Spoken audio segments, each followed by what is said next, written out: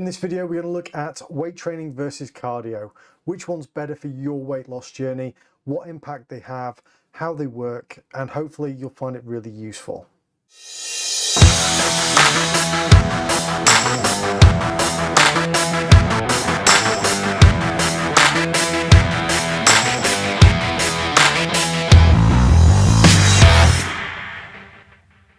My name is Mark and I'm here to help you live a better, healthier life. My goal is to help as many people as I can get into shape and improve their quality of life. Now, if you're interested in learning more about practical and effective ways to improve your health, or if you just want to learn more about fitness and nutrition, start now by hitting the subscription button and the notification bell so you don't miss any of our future videos. And now, without further ado, let's jump right in. Okay, so before we jump into cardio and weights and what the benefits of each of them are, I just want to note right from the start that without looking at your diet, you are not going to be able to do any sort of major weight loss. Your diet is incredibly important no matter what else you're doing. So if you want to look at the TD calculator to find out how many calories you should be taking in order to lose weight, maintain it, or even bulk up, then please do use the link in the description below, because without hitting that diet and the number of calories that are going into your body, no matter what else you do, you will not be losing weight on a regular basis. If you're eating 3,000 calories, but you're only meant to be, eating 2,000 to be losing weight, you're going to gain weight. It's just that simple. But there are advantages to doing cardio or weight work that will have an impact on how well you feel, how good you feel while you're losing your weight. So I'm going to talk about cardio and weight training in this video mostly, but I just wanted to say that right up front. No matter how much cardio you do, no matter how much weight training you do, if you're eating more calories than you're burning, you will be putting on weight. So please do bear that in mind. But having said that, obviously with cardio and weights, it has different advantages, different things it does for you. So I wanted to go through those in this video. As always, if you like these videos, please do smash the like button. It helps with getting the video out there to hopefully help other people. So let's jump in. So let's start off with exercise in general. If you are controlling your calories, you know what you're eating, that's great. Every bit of exercise you do, no matter what it is, every bit of exercise you do will help you lose weight. And it is just that simple. So let's talk about cardio. What does cardio give you? And in terms of cardio, it doesn't matter whether you're using a static bike, an actual bike on the road, going for a walk, going for a run. There are obviously lots of different flavors of cardio out there. Some you'll like more than others, some you will hate intensely, and some you will not be able to do, like for me, running. It's more of a kind of flailing jog when I try and run, and doesn't last very long. So whatever the cardio is, you'll find the more you do it, the better at it you will get. You might go for a jog, a walk stroke jog, kind of work your way up. There are various programs out there, Couch to 5K and things, that are really good programs to start you from going from a walk to going for a 5K jog stroke run. What that cardio is really depends on what you like. I like a rowing machine. I don't like a bike. I enjoy going for a walk, occasional, little bits of jog, but I can't do running. And I absolutely hate, I don't even know what it's called. It's like a big X where you've got ski handles that you have to pull down on ropes. That kills me within seconds. And I'm a total, sweaty mess. It's just horrible. So what I'm trying to get at is there are lots of different flavors of what cardio could be for you. But in general, all cardio will do a few things for you. It improves your heart health, getting your heart going, getting it used to that kind of exercise level, the bit where you're breathing deeply and heavily, but not, out of breath and panting away, but doing it on a regular basis really helps with your heart and how that all functions. Cardio also has a really big impact on your appetite. This is going to sound a little bit odd because you think burning calories, you will probably want to eat more. But the fact is that in the act of running, you're getting your blood to your extremities, you're getting your blood to your arms, your legs, and you're getting your blood out there, which means that it is actually getting that blood circulating more quickly, but away from your stomach, away from the bit that is wanting the food and noticing if you haven't got the food. So it does help regulate your appetite quite a lot. And obviously, the more exercise you're doing, the more that is helping you get into a calorie deficit, as well as toning you up and all the rest of it, which means that you're burning extra calories that you hadn't accounted for. So if the TD calculator said that you should be eating 2,500 calories to maintain your weight, so you're going for about 2,000. Well, if you're burning a couple hundred calories, or several hundred calories a day doing some sort of cardio, well, actually that increases the deficit. Therefore, it should increase the amount you lose as you're going through. It's also, at a basic level, it's also one of the cheapest forms of exercise. Going for a brisk walk costs you nothing apart from a pair of shoes every now and again as you walk your way out of them. It is one of those things that it is very budget friendly. You don't have to have space to have an exercise bike or buy a bike or treadmill or any of those things. So it's one of the most budget friendly forms of exercise you can have. So if you are on a budget, if you are mindful of how much you're spending, cardio can and is a really cost-effective way of actually, getting out there and doing something. And I don't know if you're like me, where I get bored very easily. The idea of going to a gym or whatever and just standing on a treadmill and walking or whatever for an hour fills me with just dread. But putting an audiobook in or some music and going for a half an hour, 40 minutes, an hour long walk, that's actually quite nice. You get to see a little bit of the outdoors. You get to have a little bit of fresh air. You also can vary it. So there isn't that boredom thing of doing the same thing day in, day out, over and over. Rinse and repeat. It's like that film Groundhog Day. When you're doing cardio, you can pick different routes. You can go different places. You can listen to an audiobook one day, music the other day, go for a walk with somebody else and have a chat while you're doing it. There are lots of things there, and there are groups that will do it as well in terms of walking, jogging, running groups out there, cycling groups. There's something for everybody out there that you can actually do with like-minded people and enjoy it, or in your own little world. With me, it's taking the dogs for a walk and listening to an audiobook while I'm doing it.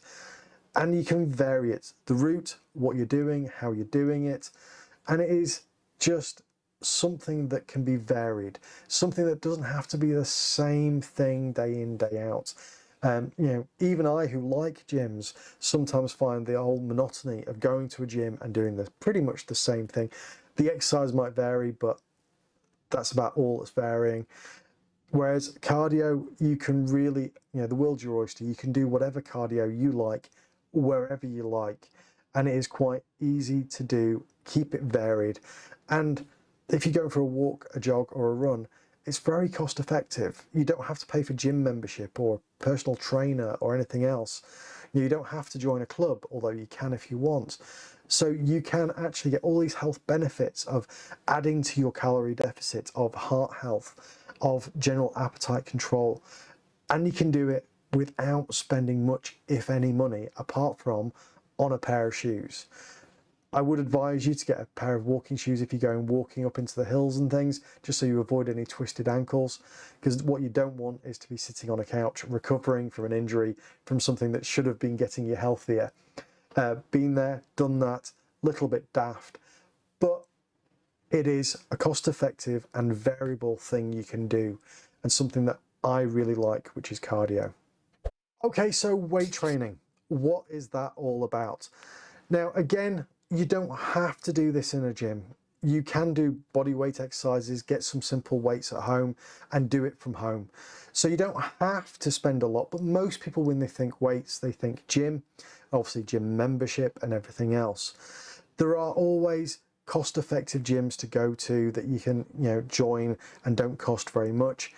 In the UK, we have a thing called Pure Gym, which has a flat fee that's not very great. You can hire trainers and things inside the Pure Gym, but at its basic, it's a 24-hour gym. You pay a membership, you get a code, you can turn up and go. There are lots of other gyms out there, and I'm not pushing, I'm certainly not sponsored by Pure Gym, but it is one of those things that it's a cost-effective way of doing it if the gym and weights is for you, and it will allow you to vary it. Because that's one of the negatives about weights, that sometimes it's a little bit samey. It is kind of a grind rather than anything else, but it has some great advantages. So with weight training, it builds muscle. Sounds obvious, weight training builds muscle, but building lean muscle has a big impact on your BMR. I had a memory blank there. Your BMR, which means that the more muscle you have, the more you're burning as a base rate. So what that means is that your body will need more calories to maintain itself. So therefore, if you keep your calories the same, you can actually increase the deficit, or you could actually just increase your calories slightly. It's up to you. But that will have an impact for as long as you have that extra muscle mass on you. So the more muscle you have, the more calories you need to maintain that, which means that your metabolic rate is basically much higher than, or potentially much higher than it was when you were a total couch potato going from PlayStation to kitchen to bed, and rinsing and repeating. I speak from experience on this one. So it really does boost your metabolic rate, and that boosts your metabolism in terms of how fast you're using your energy, and it's one of those things that, again, it's that positive cycle. The more muscle you have, the more you burn, the more you need. And if you keep on with a decent deficit, then the more you'll lose. One thing I never thought about until I started doing the research, but it does make sense. It helps with your bone health effectively. So it protects your bones and your bone health.